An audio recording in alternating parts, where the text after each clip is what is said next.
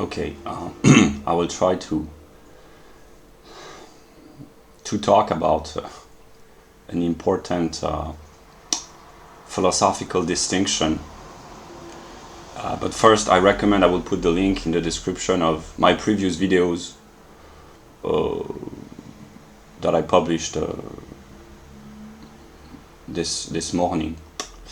I will talk about the notion of truth, because this is connected with what I said this morning in my video, namely that actually there are people who are supposed to be intelligent, politicians, journalists, scholars, and that I have long believed that they were intelligent, and they are, because they possess an extended knowledge on their topic of expertise, but they make very simple intellectual errors. I don't blame them, because I have made countless errors, but I just explained, namely that they believe, and actually most people believe, that there is an opposition between lies or deception or manipulation, or one could say even error, depending if it's intentional or not. The distinction between a deception and an error is that an error is not intentional, that the subject or the person who makes the error doesn't know what he's doing, whereas if he or she is a deceiver, he consciously knows that he's not telling the truth. But this view that there is lies or deception on one side and truth on the other side is one-sided thinking. This is what the writings of Hegel talk at the very beginning of the preface of the Phenomenology. And to illustrate with concrete examples, in the modern, mostly Western world, it is thought by the people who think that they are on the side of truth that there are the journalists, the politicians, the scholars, and mostly the leftists on the side of lies and manipulation and deception, and the red pill, the alternative media, the ordinary people, and the right-wingers on the side of truth. But the entirety of the philosophy of Hegel consists in saying that truth is not, as he says, I don't even need to read the preface because I've read it so many times, that it's not like a minted coin. It's not like a coin, a gold coin coming out of the printing, or I don't know how you call this, wherever they make coins. The truth is not the coin. The truth is the process of melting the metal and putting a stamp on the coin. This is the process of creating the coin. This is the truth.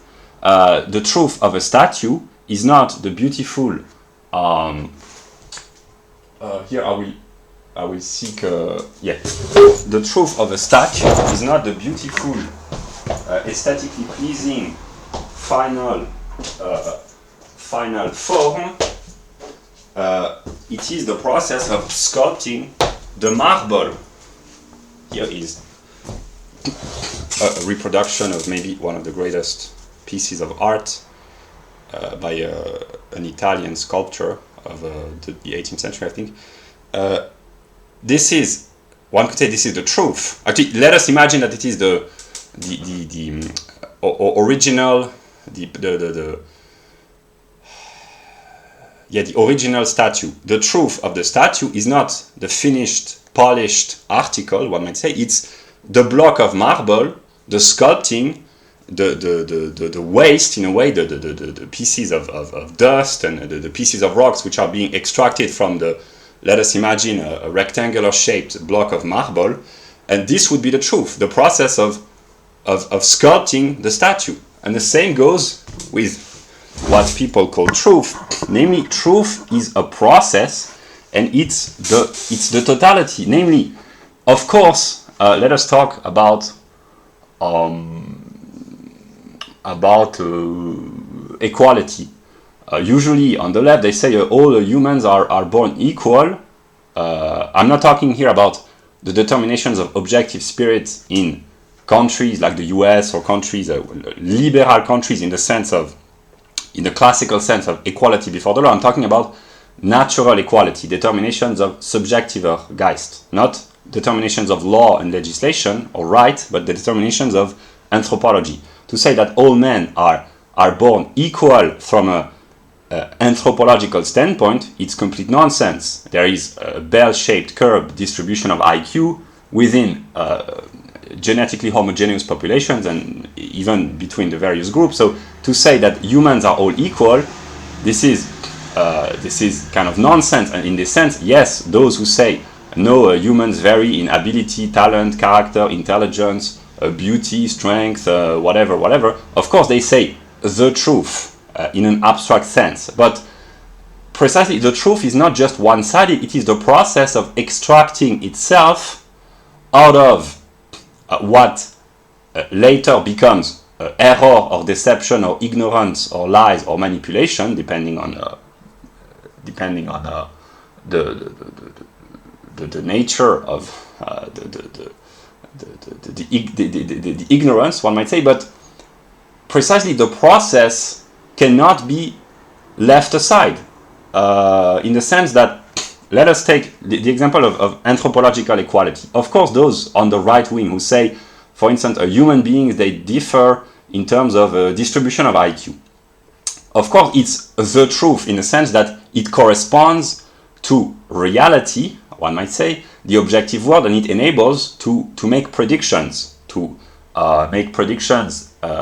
about various economic outcomes, etc., educational achievements, etc. So in this sense, yes, it is more true than those who say all humans are equal anthropologically, and this is just the economic circumstances, etc., etc. But the fact that we live in a society in which it is widely believed that all humans are born equal from an anthropological standpoint, and that it is widely believed up until the high school level, college level, it is widespread by the journalists, precisely the politicians, the scholars, most leftists. So this widespread ideological deception, one might say, or error, depending if those who proclaim these views, whether or not they believe in what they say.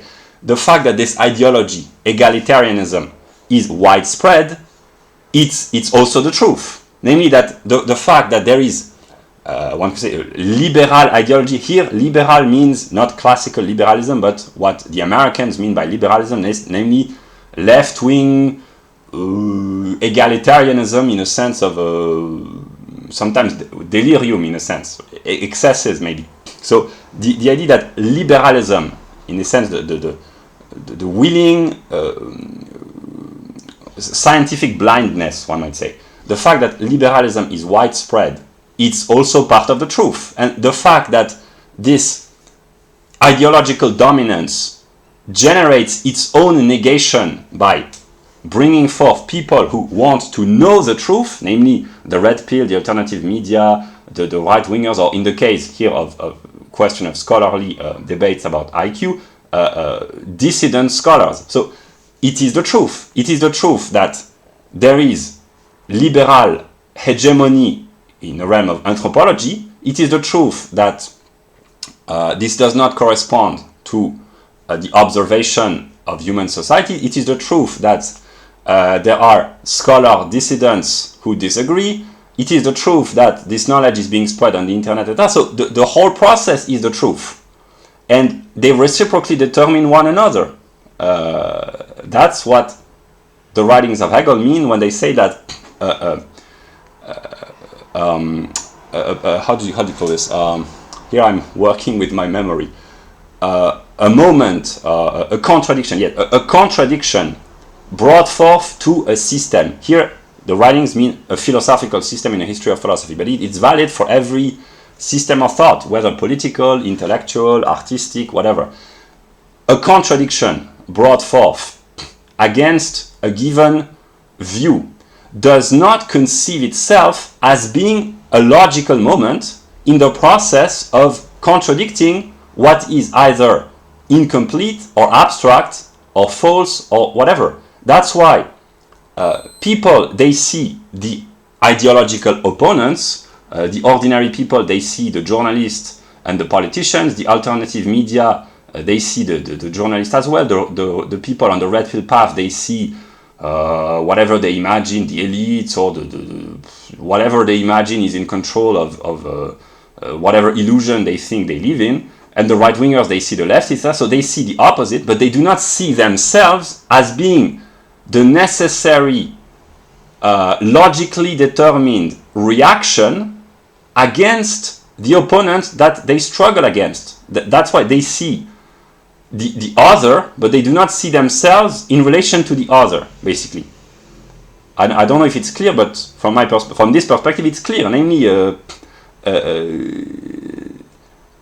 how should I explain this? This is the process of truth, the process of reality, namely that each Bestimmtheit, let us say, brings forth its own negation, abstract negation, and the concrete is the unfolding and the reunion of the opposite aspects. And what is abstract? It can mean it's abstract because it's detached from reality. That would be egalitarianism as promoted by the left, in the sense that it is abstract. And here I can make a very brief remark. Egalitarianism in the realm of law and legislation is a moment of universality, namely the idea that all humans should be treated equally because they are all thinking agents which presuppose a freedom. And in a sense, equality before the law on a universal level is good. But then there are particularities, men and women, natives and foreigners, old and young.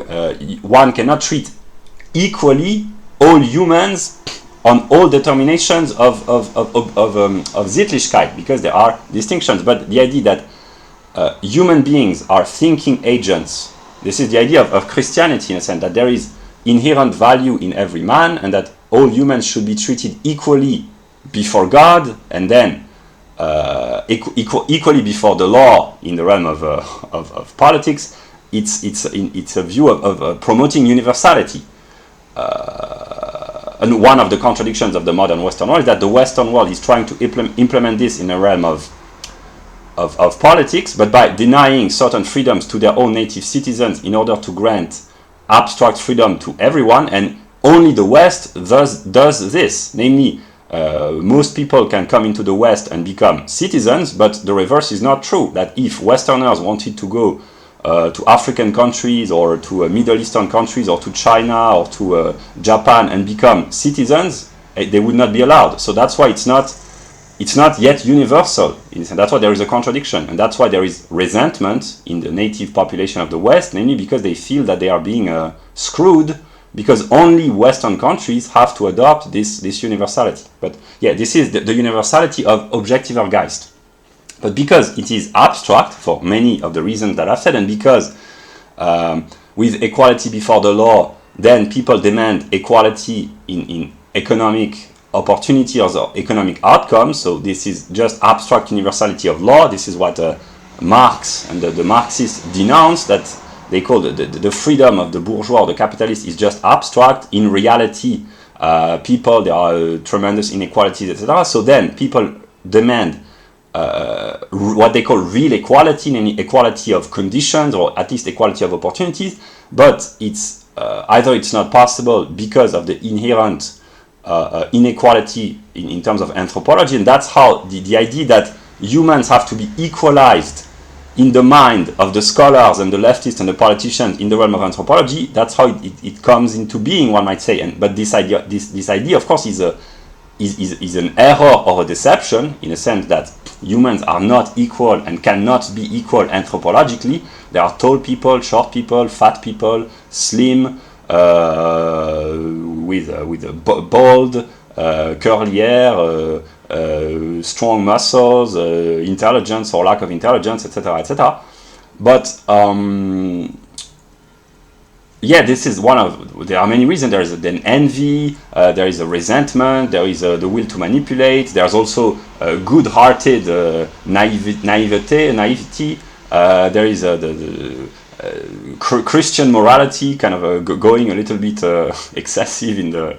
Yeah, but there are various reasons which might explain the notion that humans are thought to be anthropologically equal, So it's to say that humans are not equal anthropologically. Of course, it's the truth in an abstract sense, but the real truth, the Hegelian truth, is that there has been a situation which has brought about the widespread ideology that humans are born equal, which is obviously wrong, but the fact that this ideology exists and has shaped the politics, culture of the West for the past 70 years, it's a moment of truth. It cannot be left aside.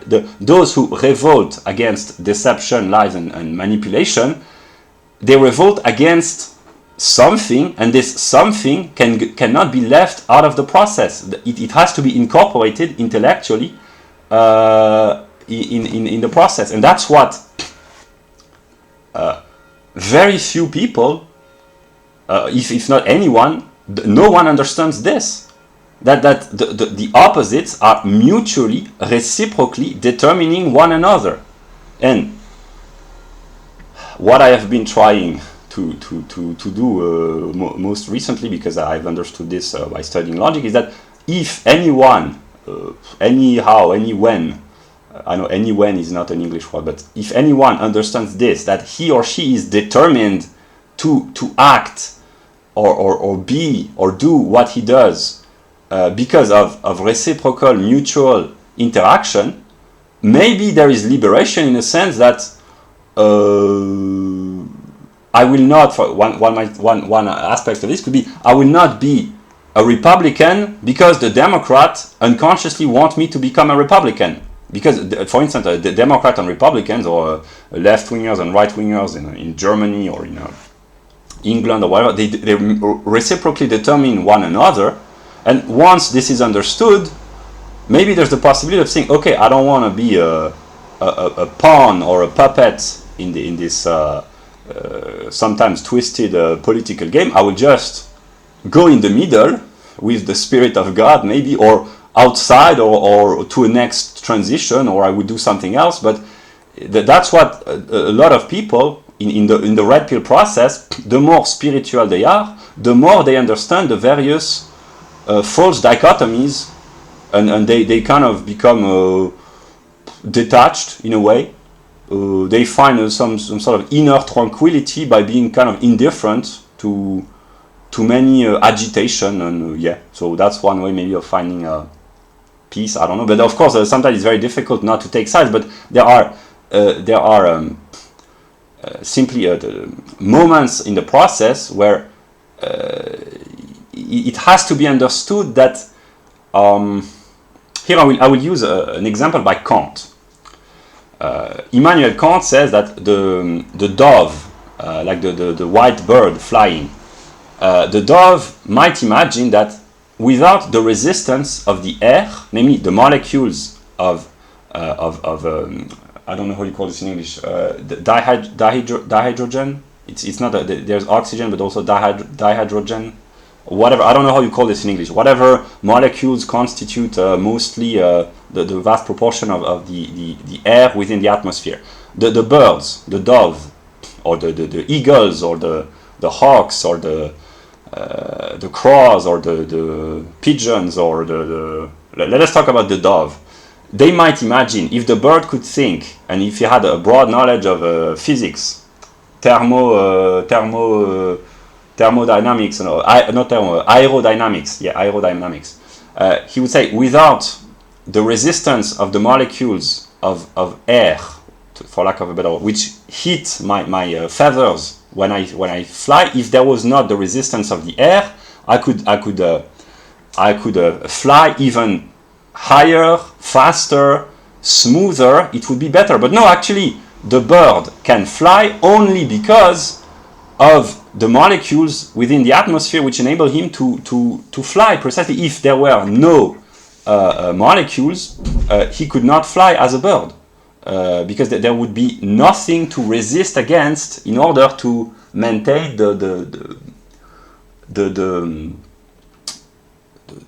trajectory, in a way. These are the molecules which slow down the flight of the birds, but also enable the bird to fly, in a way. That's by struggling against resistance, that one can transcend oneself in a way by overcoming the resistance in a way. And the entirety of the life of the people on the side of what they call truth, of course, it's in a way it's more true than the other side, but it's abstract and one-sided nonetheless. But these people in the alternative media, the red pill community, the right-wingers, their entire political life is determined by their struggle against the opposite side. They owe their success, of course sometimes there are problems, but their success, their followers, their prestige, if they make money, they owe their money. If it enables them to to get a date with nice women, they owe their dates to the other side in a way. That's the struggle of life in a way in the realm of politics. Namely, let us take people like Peterson and Molyneux to remain within the fringes, not the fringes, within the branch of respectable or rather respectable opinion. Someone like Stephen Molyneux or Jordan Peterson, they owe their reputation as members of the alternative media or red pill community or kind of right-wingers to their struggle against deception and lies and manipulation. But without the naivete or the stupidity or the scheming of the left, depending on which level of intelligence and knowledge is aimed at, these people like Peterson, Stephen Molyneux, or what's her name, Lauren Chen, or what's his name, Paul Joseph Watson, etc. These kind of people, they would have no reason for doing what they do. Basically, they would be Buddhist, maybe. They would be Buddhist. So that's an option. For the people who understand the process, they can turn towards Buddhism and meditate, drink herbal tea, sit under a tree, contemplate the clouds, the sky, the sun. That's one way out of the process for those who are not interested. Those who still want to struggle for the real truth, they can remain in the process. But those who are tired, they can stand in the middle, maybe with Jesus or with the spirit of Jesus, maybe, and then the spirit of the Buddha. Yeah, that's one way. Yeah. It's been 23 minutes. I've said, basically, I've just trying to illustrate the notion of truth in a Hegelian perspective. Yeah, that's what I could say.